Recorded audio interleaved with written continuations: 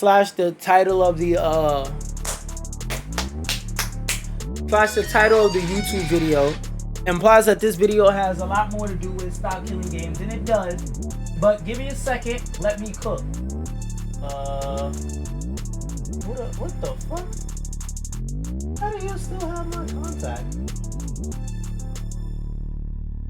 Alright, anyway. I know the title of the video implies that this video has more to do with start killing games, and it does. But like I said, let me cook, let me get there. First thing we're going to talk about, and I've already read through this article and know most of the details.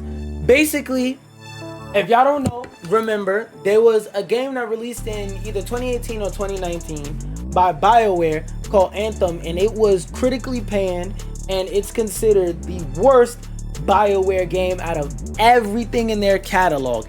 Everything in their catalog, this is their worst game. And in my opinion, for what I played, a lot of people, it was that year's let's call this game trash reviews game, because it wasn't that bad. It did have some flaws and issues, to be transparent, but those flaws and issues were really just a matter of, do you enjoy this? To me, I looked at the things that people didn't enjoy about this game, like the combat system and some aspects of the flight system, and like the desolate story.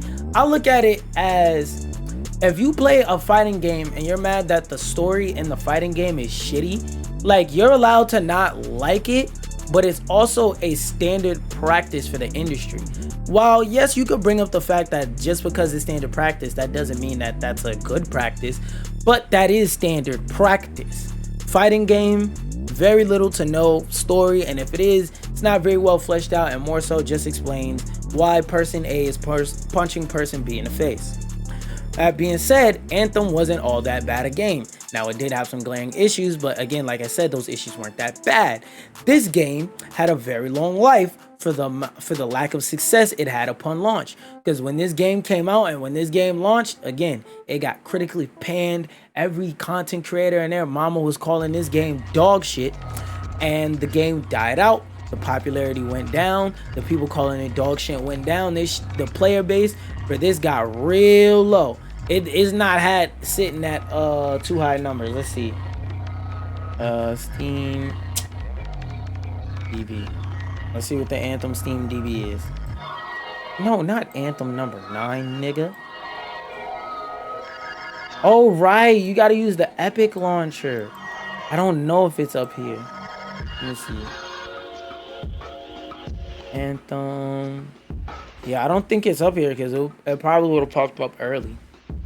I'll go through the actual search and scroll. Anthem DLC. Yeah, so it's probably not up here, but I can confidently say that there weren't too many people playing this game. So the servers up for this game, after like BioWare said they weren't going to continue service for it, was kind of crazy, because it's, for back then, it's around the end of when this practice started becoming more uncommon. I'm talking about the whole practice of, even if not a lot of people are playing the game, because of stuff like sunken cost fallacy, you built the game, you could put it out there, but you also move on to your next project, because this game was supposed to be focused around live service, and again, game dead, and they're shutting it down now. Wasn't gonna work out. They was trying to give it a chance for it to work out, it didn't. And also, being that this is a EA game, I'm surprised they let this shit last so long when they got other stuff like Madden and 2K in their pocket that makes infinitely more money. That's also one of the problems with this game. They tried to charge 2K prices for a game that hadn't built up years of rapport to abuse. Anthem is the first game in its franchise. I won't say of its kinda, but not really. But it's the first game in its franchise. So the first Anthem game ever at all, period, as far as the public knows even, came out in 2019. The first 2K game came out in like 2010 or something like that. No, before that, because it was on like the Sega consoles, and that was over with by 2005. So that game had been around for like 15 years before they started abusing the rapport they had with their community and overcharging people. And I will argue really like 20, because they didn't really start charging crazy prices to 2K 2020 and up. Before 2K 2020, the fact that they were charging at all is the part that was disgusting. Now, it's the fact that they're charging at all, and now they're trying to charge you more for less. There's literally people who made charts about 2K VC inflation. Yes, there's inflation in NBA 2K. So it's like they tried to charge those type of prices when 2K has like a 10 times bigger audience, A, and B, it's a basketball game. More people are going to be into a basketball game than a sci-fi action adventure Iron Man type flight game. Now, if you ask me which one of those two are cooler, it's this one. But understand this thing called demographics. I am in the minority, even though I am a minority. So we're gonna skim through. It's one part of this I wanted to highlight. Anthem will become permanently unplayable in January 2026. That means that no part of this game will be accessible. You will go to the home screen and it will say trying to log into servers, cannot log in. They're not doing no multiverses type shit where they're making it playable offline. Which, to be fair, even when multiverses did it, I was surprised. I didn't think WP would give a fuck. But the developers of the game probably said, let us do it and let us put it out there so that they can keep it so that we can't get sued. They probably used the idea of class action suits and stuff like that and logistics to say, let's do that on behalf of the fans. Really, they didn't give a fuck about the logistics and getting sued. It's a corporation. Fuck them. But they wanted the people who are fans of the game to be able to play the game in a way that actually made it fun so that they can enjoy it.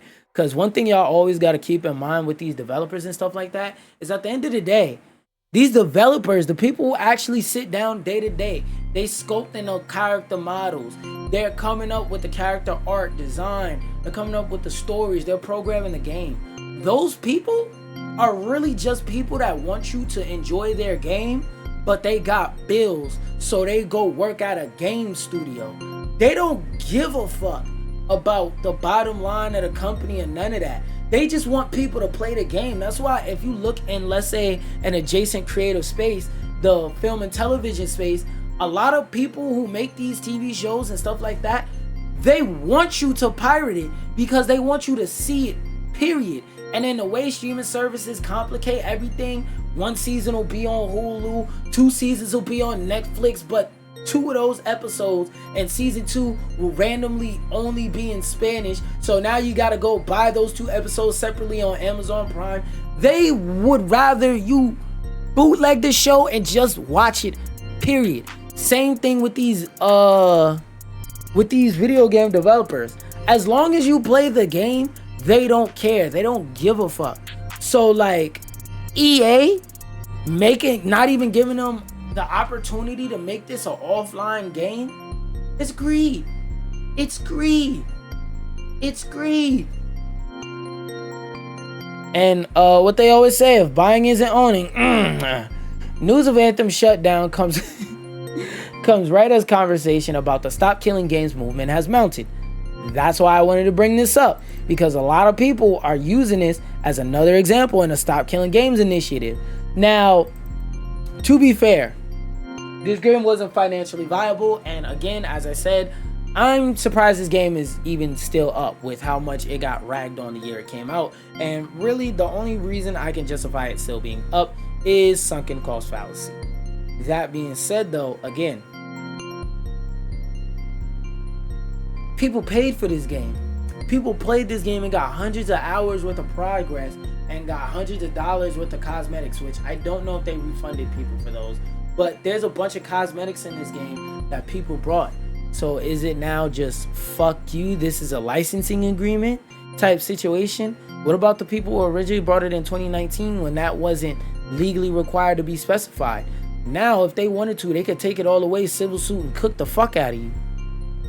You see what I mean? Like, this is a very slippery slope that a lot of people aren't going to take part of because they feel like they don't have the power, and they're all also wrapped up in their own shit.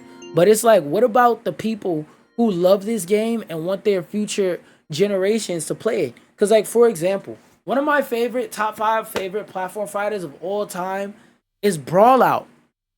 when it comes to game preservation of Brawlout, a lot of people didn't like that game, thought it was a 6 out of 10. Just because you don't like the game doesn't mean I don't like the game and I wouldn't like to play the game and show it to future generations. There's also probably some cool stuff in this game that aren't in other games. Like somebody I know that's a developer on Twitter said they gotta go in this game and take a bunch of screenshots and recordings of different animations in this game so that they'll have it for like future study, because the animations to them for what they're doing were so good. It's like reasons like that is why games shouldn't just die left and right. But you know, greed. In the FAQ on EA's announcement, they said the following about why the game wouldn't be playable. Anthem was designed to be an online only title, which is true. So once the servers go offline, the game will no longer be playable. But Anthem has a story mode. What you could do is you can either A, allow the fan base to play on private servers, or B, you could just say, we're gonna put AI controlled bots on your team, and the whole thing will still be accessible. It'll loop and rotate, but it'll be single player only, with all the online functionalities converted into single player ones as possible. Could EA afford to do that? Fuck yeah. With the amount of money this game made, can they afford to do that? Still probably fuck yeah. But the thing is, they don't want to. They're being cheap. So regardless of how many hours you put into the game or how much you purchased it for, the product you bought will be rendered useless on the 12th of January 2026. And while premium currency has no longer been purchasable, I don't think it's been so for a while. Items bought with this currency aren't given to players for free either. They're just permanently inaccessible. Cheap shit. Same thing Multiverses did. If you had like brought, because Multiverses, they took one of the types of coins, because they had like 6 or 7 types of coins, and they took out most of them right before the game died and they shut the servers the fuck off. But there were coins that you had to buy to unlock characters. Right before the game went offline, they changed the way that you unlock characters and made it so that the more you play, which was a devious amount of time, the more you play, you unlock characters in whatever preset order they tell you to. Thing is, if you had leftover coins for characters before they did this and you didn't have enough to buy a full character, so let's say the cheapest character is 1,000 coins and you had 999 coins, because you can't get any more coins, you just lost 999 in-game currency coins of however much equivalent that is in real life. That could be $20, that could be $30, whatever the fuck they felt like charging for it. You just lost that. Your money is now stuck inside this game that got shut down, and you will never get that shit back. With stop tailing games picking up traction, it should come as no surprise that EA is aiming to take the game offline before possible legislation requiring them to make the game available in some capacity, whether that be an overhaul to make it function offline or giving the source code to a community that could somehow preserve it. Or you could just add a server function in the game and say that we're not maintaining servers. You want to play this with your friends? Plug a LAN into the back of both y'all consoles or run it on some servers. It's not hard for them to do that. They choose not to. In the event the games industry changes its practices, there's a future where what Anthem's pulling is impossible. Please. For now though, Anthem is on the chopping block with no plans to keep the game alive in any capacity currently. I say that to say, the Stop Killing Games initiative, the petition that could only be signed by people from the EU. So if you heard about this petition and people haven't specified that, but they're telling you to sign it, don't sign it unless you're from the EU or the UK. Because without being nerdy, if you're not from the EU and the UK and you sign this, you're fucking up the legislation, because if people from outside that region sign it, it can get nullified and the lawmakers could say, well, we don't only give a fuck about what European citizens give a fuck about, and half of this shit is signed by niggas overseas.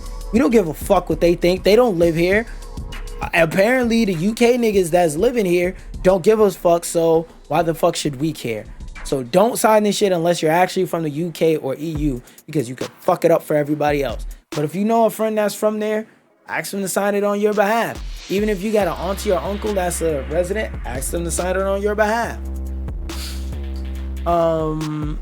And this article, I more so wanted to read through and whatnot. This is about how costly this movement is, because you got to keep in mind, this movement has a lot of moving pieces, and it requires a lot of lawyers and professionals and law and technology and law and understanding in the technology field. So like there's a lot of people, a lot of staffing, a lot of things that go into this.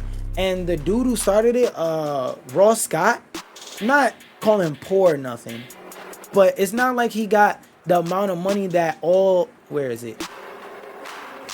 No, fuck. Oh my God, they deleted the goddamn post. Shit. Oh, did they nuke the account? I think they nuked the whole fucking account. Yo, this nigga's account got nuked. Replies, let me see if I can find it. Okay. No. Ironheart related. Black Panther. Okay, reply. Yup. So either they got bullied into deleting their account, or their account got fucking nuked. But it was like a picture showing all the corporations that are a part of Stop Killing Games, and to summarize it, it's basically all the companies you expect it to be and then some. So it's the companies like Epic Games, it's the companies like Activision Blizzard, SIE, Sony Interactive Entertainment, which in case you're fucking slow is PlayStation, Xbox and Xbox subsidiary studios. That's why I also mentioned Activision Blizzard, all their type studios, fucking Bandai Namco. I'm not sure, but I think Nintendo was on there. Basically, all the big game companies that do greedy shit were up there. All of them. So he may not be broke. He may have a lot of money, in fact. Probably a lot more than me. But does he have going up against multiple major corporations who can go, and that cost $1 million? And that's a third of what this nigga gotta pay to get this shit up and running. And that's talking about out of pocket and using money from donations and stuff like that. Calling upon YouTuber Ross Scott called upon video game fans around the world to petition their local governments regarding the increasingly common occurrence of purchased games becoming unplayable due to public publisher actions. The games preservation movement was prompted by Ubisoft's decision to shut down open world car racer, blah blah blah, the crew. We know about that part of the backstory. If you don't, the same shit that's happening with Anthem. The studio decided to say fuck you and cut the game off and make it no longer playable even though you purchased it, and they're taking it out of your library. And for people with the crew, I don't know if they're gonna do this with Anthem, but for the crew, what they did is if you had the game downloaded after they discontinued the game, the Ubisoft storefront would delete the game off your computer. So even if you purchase the game and it's unplayable and you want to keep the files on your computer for the game that you purchased, shoulder shrug, bitch ass nigga, that shit's getting deleted next time you boot up. And they did it without no warning either. So even if you wanted to try and access the files that you purchased to do something with them, couldn't. If you were connected to the internet, the next time you booted up your computer or the minute that 12:59 passed, that shit just started deleting off your system, no warning. So a lot of people lost this game off their hard drive that they only brought digitally without warning.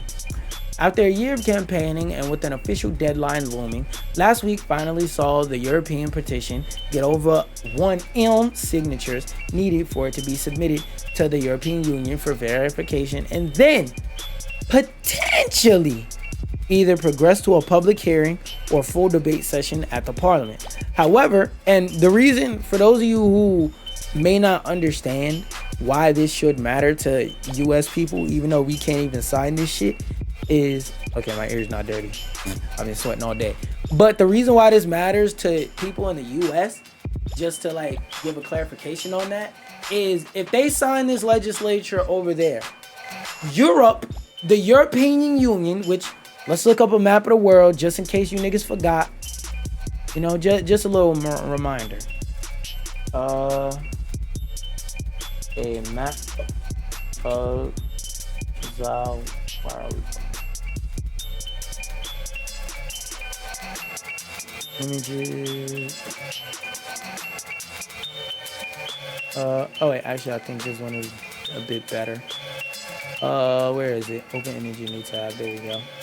Which, in case you're not understanding, you see this whole landmass above Africa, this whole area there. I think that's Iran.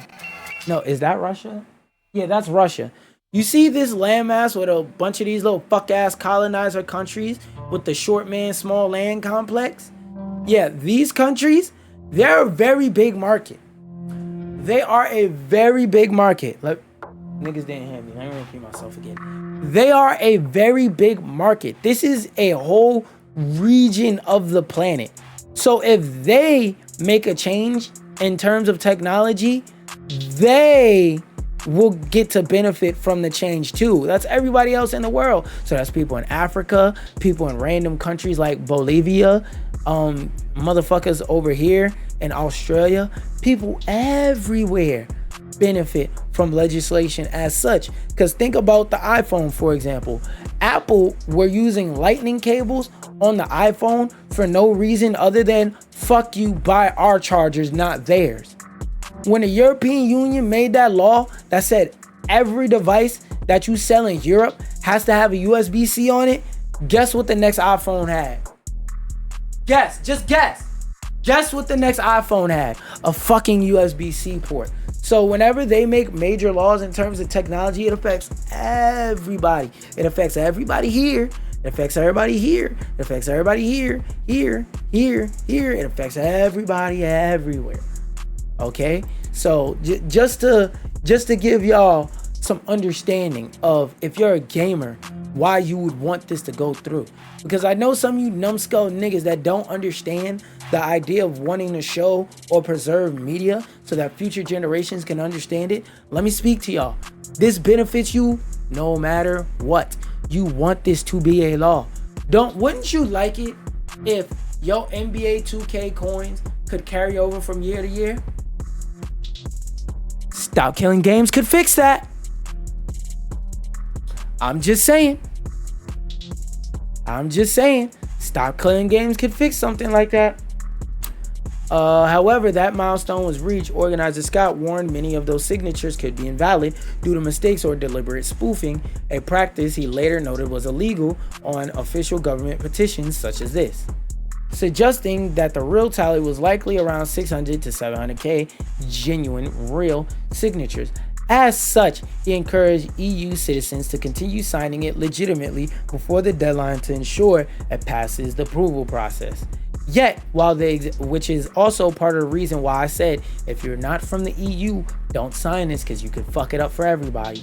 Yet, while the exact number of legitimate signatures remains unclear, it seems that the threat of its success and a potential parliamentary hearing has spooked video games and publishers enough to spur them into action.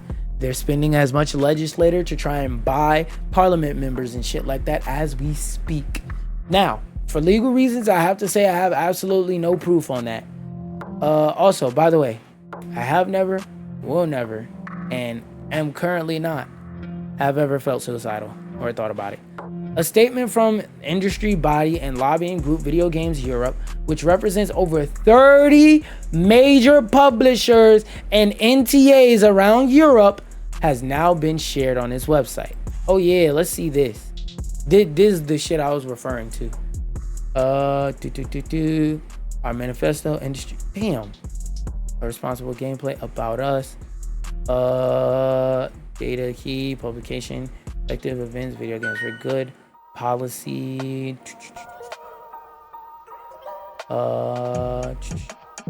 industry, economics, innovation, social. Damn. Oh, Video Games Europe in general. We appreciate the passion. Private servers are not always viable alternative, blah, blah, blah, blah, blah. All right, this is not showing me what I wanted to see, but it was like a graphic. What the fuck? There was like a graphic that showed, I don't know why it does that, but there was a graphic that showed every company that had something to do with Stop Killing Games and whatnot. what the fuck was this? Oh, something that also I further wanted to tie into the whole stop killing games thing was things like Game Pass and PlayStation Plus. Now, I'm gonna need to sit down for this because on one side, stuff like PlayStation Plus and their whatever the fuck subtitle tiers, I'm gonna just refer to all tiers of PlayStation Plus, whether it be essential, extra, whatever the fuck the differences is. I'm gonna just refer to the whole service as PlayStation Plus, no matter what the fuck tier I'm talking about, just to make it simple.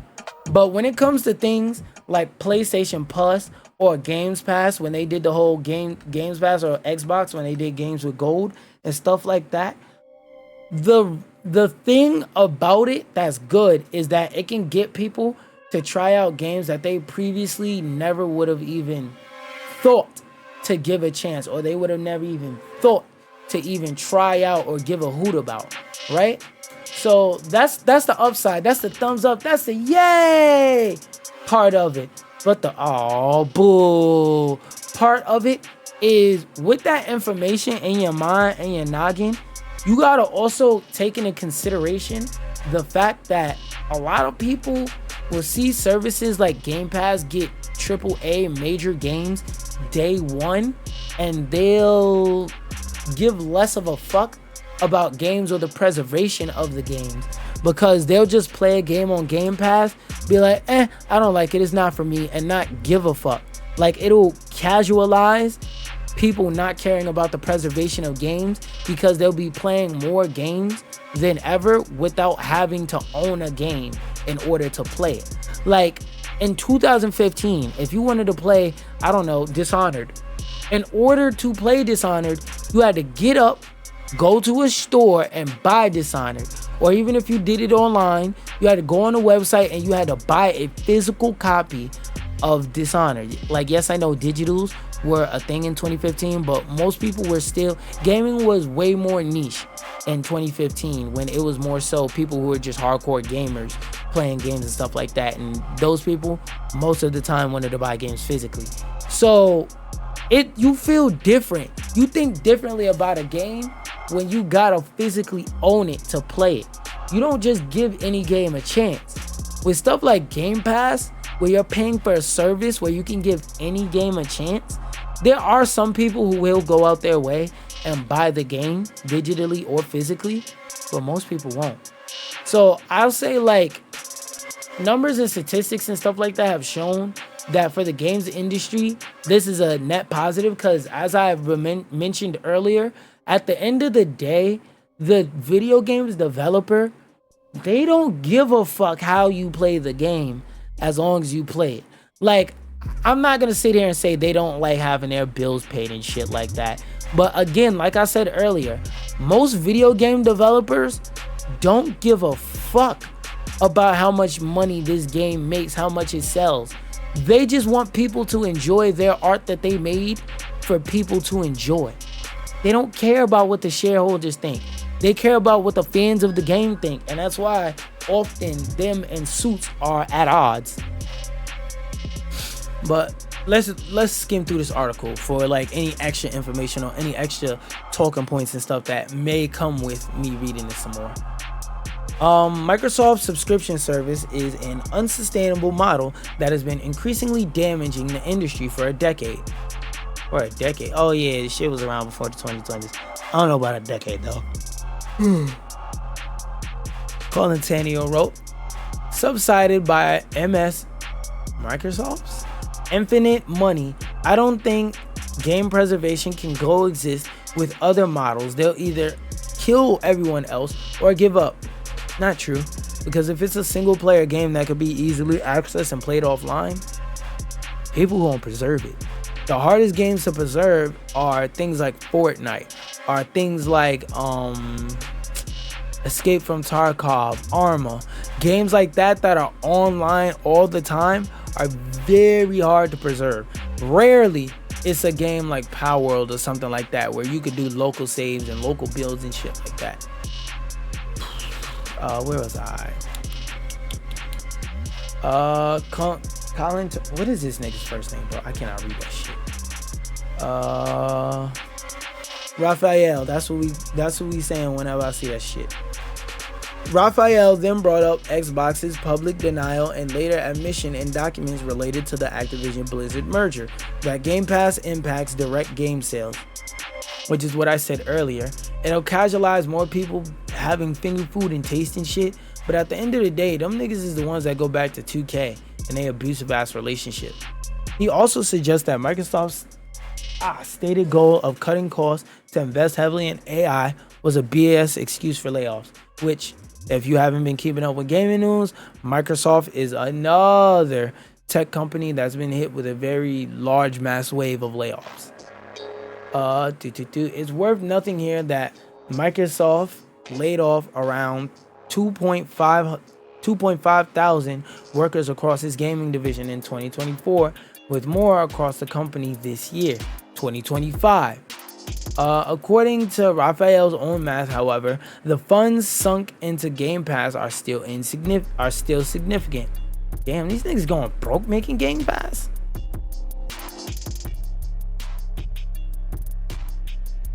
That makes me think. I'm gonna go get some water on that one.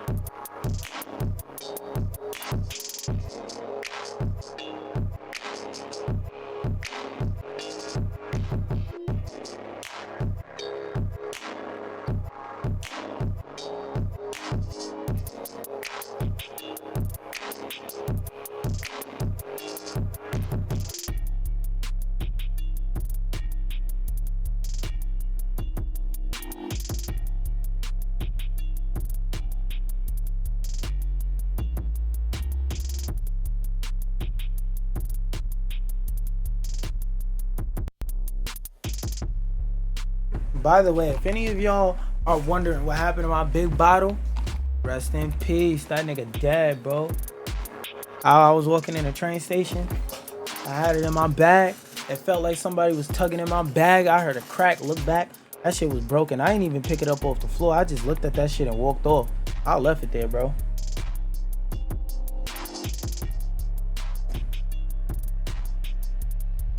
Anyway, now that I got my oxygen back with some water, let's go back.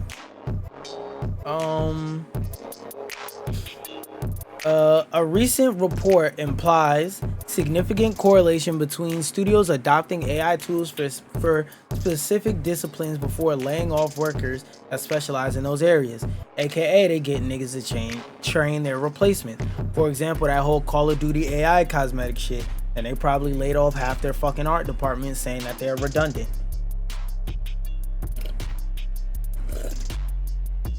And this is one of those things where I always bring up how proud I am of myself for, in all my years of gaming, especially growing up with microtransactions, I've never brought a microtransaction in a video game. Also, understand the difference between a microtransaction, a DLC, and an expansion. Those are three different things. Alright? Microtransactions are stuff like cosmetics, Call of Duty skins, XP booster packs, stuff like that. That's small, insignificant additions to the game. New guns, gun packs, gun DLC packs. Those are microtransactions. I've never bought one of those a day in my life. And this is the reason why. Because y'all niggas buy it and shit like this happens. They're not even designing the skins anymore. They're just letting AI do it. And they're just telling the human, yo, type words into the AI, make it create a thing, and then you make it good. They don't even be knowing what the fuck they talking about. They just want to implement AI and force their employees to use AI to make shit happen faster.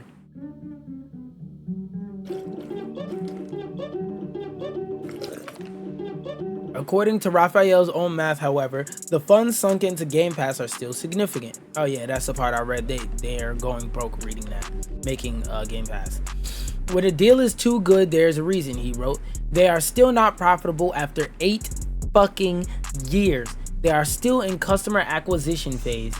Yeah, because as good as a deal as Game Pass is for gamers is not as wide as a net as 2020 had these companies believe. Now, what do I mean by that?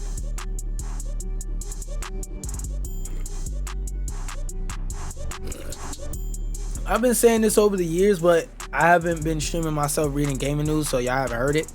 But for the past year, when I be sitting up here talking about games, what do I always say? I say most people who play games, they don't play games because they're gaming enthusiasts. They play games because you can't go to the mall anymore, but you can go on Fortnite with your friends. That's their third space.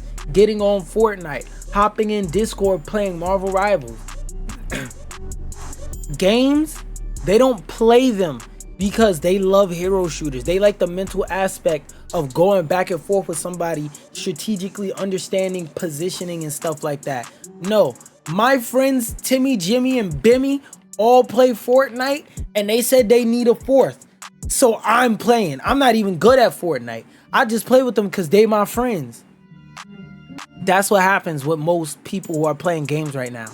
They don't give a fuck about the game. They give a fuck about talking to their friends, and it's easy to talk to their friends over the game because we all got ADHD, so all of us just sitting around talking and having a conversation don't excite all of our ADHD brains like that. Even if we're talking about shit we're interested in, our ADHD brains don't always get excited like that. So what do? We hop on Fortnite with the boys. And for the horny niggas, they hop on Fortnite to get the tooties.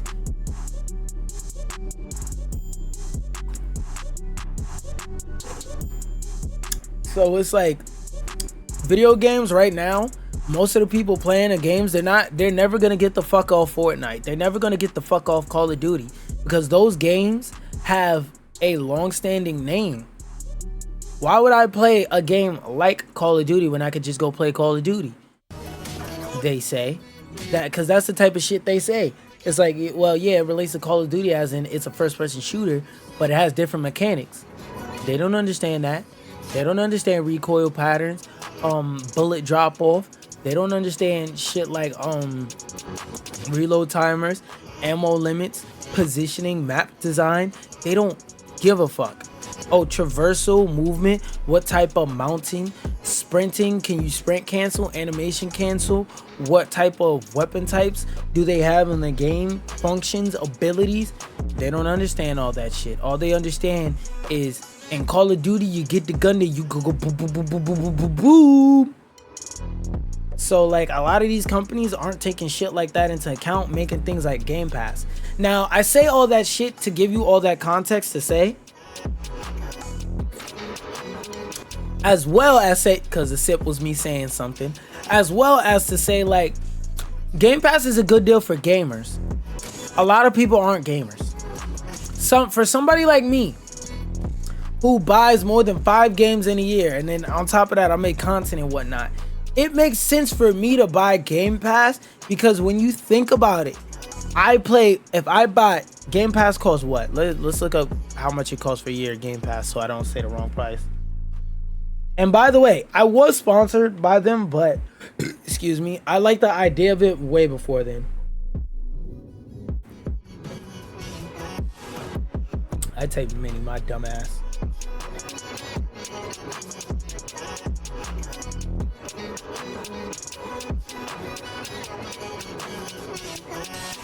$74. A year of Xbox Game Pass Core, formerly Xbox Gold, is no. Hold up. Let me look at the price joint. I want to see how much it is for a year. Join now. PC. Yeah, whatever. Ultimate. Did they not give the price? Oh my fucking god. So it's 19.99. No, the point in the wrong place. 19.99. X12. So that's like $200. $240 a year. Games right now are about $70. And then not every game is $70. Some are $60, $50. So let's say, how many? 239 by 70. So 70 twice is 140. 14, 15, 16, 17, 18, 19, 20, 21. So that's about 3 or 4 games and some DLC. 5 games.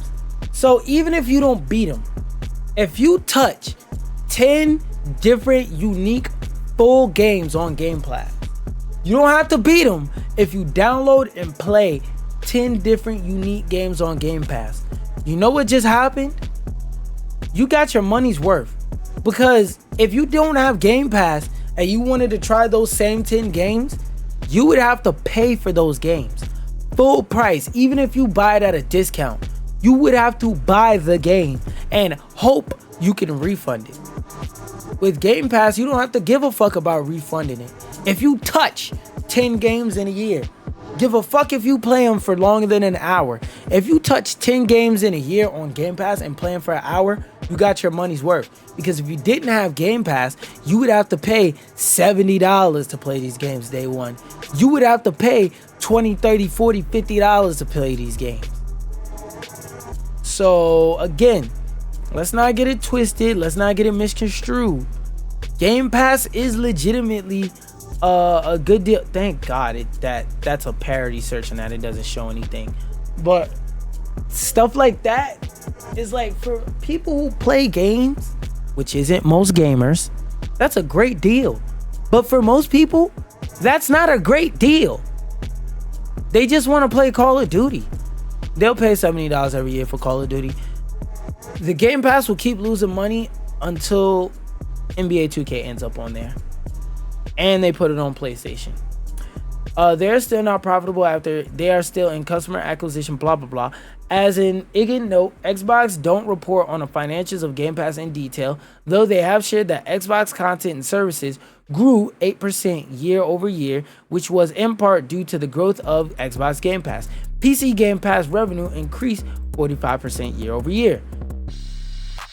Basically, everything is going up. Niggas saying they buying it less and less and that is cheapening the experience. We can't tell. So yeah. Where was it? It was somewhere up here, but that statement that said they're still, even though they've spent all this money and they got all this growth, they're still in the customer acquisition phase. That's completely right, because without going into the nerdy numbers of it, basically the way businesses work back in the day is they cared about profit. The way that they work now, as for America, is they work based on how much did the company grow, because we live in a debt-based economy, which, without again getting too nerdy and simplifying it, this economy runs off of, hey, can I get money from you? Nigga, no. But you can borrow this imaginary money. Okay, thanks for the imaginary money that I can take on this check and cash at the bank and get money for. And I'm gonna spend that imaginary money to make my business make real money so I can pay you and all these other people back this imaginary money. So all of these niggas is operating, all these companies are operating in debt. So they don't care about how much money did we profit this year. Let's say they made $1 billion and they profited $1 million. In a profit-based company growth model, they would be mad. Like, what do you mean we made $1 billion and we only took home 1% of our earnings? The fuck? But if they make $1 billion and they profit 100, what's half of $1 billion? $500 million. They would be happy about that, but now they don't give a fuck. If this year they profited 1 million, next year they got a profit 2. Year after that, they got a profit 3. They just care about how much growth is happening. What might happen once Microsoft has won, the games will start to suck and your sub will go up. Start. I would argue some of them shits already suck. And this is not like in terms of objectively they give out a lot of bad games. No. Subjectively, if Game Pass offers 100 games, there's no way you like all 100. Get the fuck out of here. So subjectively, most of that shit is ass already. Even if you're somebody who's a more hardcore gamer who tries a lot of games, I'm pretty sure there's gonna be a game on Game Pass that you see up there that you try out. You go, this game fucking sucks. I never want to play it again a day in my life. And you just get them out of there. Raphael wrote, why? Because the current amazing deal you have is subsidized by MS bleeding money into it with hope that they'll kill the competition. Basically, they're spending money to make sure they're so ahead of the curve of everybody else that they become the default. This line argument echoes comments made by former Xbox exec Ed Fries in 2022.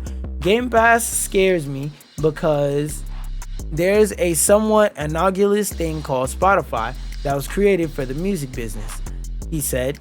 So we have to be careful we don't create the same system in the game business. These markets are more fragile than people realize. And if I'm not incorrect, basically, Spotify doesn't make money. Like, I know you see your favorite rapper that you think is an underground rapper, but they really get 5 million monthly listeners, say that Spotify doesn't pay a lot, but it doesn't pay a lot relative to what it's supposed to pay. The music business before Spotify made and paid out 10 times as much energy. Part of that has to do with because they had to pay less people overall, which I'll give you that. But another part of it is because making money off of streaming music digitally is a bunch of niggas making guesstimates and a bunch of other niggas looking at those guesstimates and saying, thanks. So as a weird loser take all outcome, which happens from time to time in tech, where dominant firms are allowed to bleed money for years in pursuit of long-term sector domination. Damn, this nigga said they ain't even doing it because they legitimately care. They just want to be ahead of the curve. The music streaming giant has been long criticized for giving artists the raw end of the deal, yeah, and leaving them to rely on touring and merch sales for income like they always been doing. Which, yeah, the rest of this article is done basically. But I wanted to add on to that with, oh no, that was the end of that, unless I put these in the wrong order. That I just read about, and this, oh yeah, this was the final thing I wanted to talk about before I start giving you like little tidbit news, update type news. Y'all can read this article in its entirety for y'all selves, but I just wanted to put this article at the end of my little yap session to say this whole stop killing games thing and the thing with it going into Game Pass and PC Game Pass. You know what platform benefits from all of this no matter what? PC. Because when it comes to retro gaming, PC games from 2001 still work on here. When it comes to getting deals for PC games, for getting games period, they're always cheapest on PC. Because on PSN, if PSN says we want the game to be $40 till the end of time, there's no competition for that game to not be $40. On PC, with stuff like Great Key sites and Humble Bundles, you might just get a $40 game for $5. So they gotta push that price down. They gotta cheapen and lower that price as a game ages and as a game becomes older and more a relic of the past than a shining hope of what the future could look like. So I just wanted to add that little piece of propaganda in there before I throw my little updates. This one, Mecha Break fully released recently, and there's some controversy around it. I wanted to see what was going on. Gameplay boosting auction house. Mecha Break launched to a concurrent player peak of 132,000 on Steam, as SteamDB shows. The true number is actually a bit higher, as that figure doesn't include players on Xbox or using the game's standalone PC launcher. It's worth noting, however, that the playtest earlier this year reached much higher numbers. Players are responding very positively to Mecha Break's action, but as we've come to expect from a free-to-play title, the money there's no games to play, guys. plenty of negative Steam reviews. One of the chief complaints is that many of the cosmetics that were available in the beta have now been locked behind currency, which means you've either got to grind or shell out for them here. But those are all cosmetics, and the kind of purchases we've come to expect from free-to-play titles. Yeah, like I don't know why they're surprised. Currency you can pay real money for lets you buy weapons and mods to take into Mecha Break's Mashmak mode, which is a PvPvE extraction option. You can get these items by playing, yes, but you can also straight up buy them from other players. That's a level of gameplay enhancing microtransaction that tends to from other players. I don't know about that. For its part, developer Amazing it's not pay to win, bro. Has been directly responding to many it's just cosmetics. If what I'm getting from this is correct, scheme and promising that the team is actively reviewing feedback. Whether that feedback results in major changes to Mecha, they don't give a fuck. You niggas still gonna buy it. Why should they change it? If you still gonna buy it, why would they change it? Not even should, because that I'm not on these niggas' sides. Why would they change it? Also, actually, I'll talk about this tomorrow. I'll talk about this shit tomorrow. I'll talk about this shit tomorrow too. Yeah, so I'm gonna just wrap up stream. Peace out, fuck nigga.